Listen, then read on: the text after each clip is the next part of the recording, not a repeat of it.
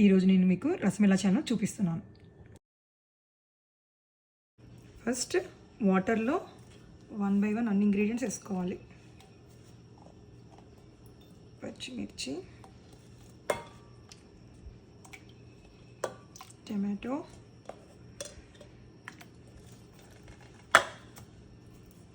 కరివేపాకు,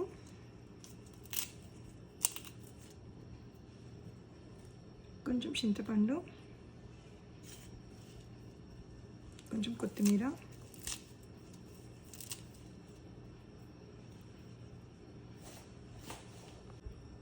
కొద్దిగా పసుపు, కొంచెం ఉప్పు, తగినంత ఉప్పు వేసుకోవాలి. రసం మరిగాక తాలింపు పెట్టుకోవాలి. ఇప్పుడు ఈ రసంలో కొంచెం ధనియాలు, జీలకర్ర, మిరియాలు ఇలా దంచేసుకొని ఇలా వేయాలి. కొంచెం జింజర్ పౌడర్. ఇప్పుడు రసంలోకి తాలింపు పెట్టుకుందాం.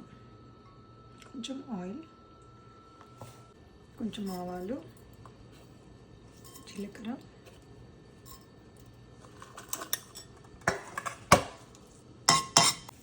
ఎండుమిరపకాయలు,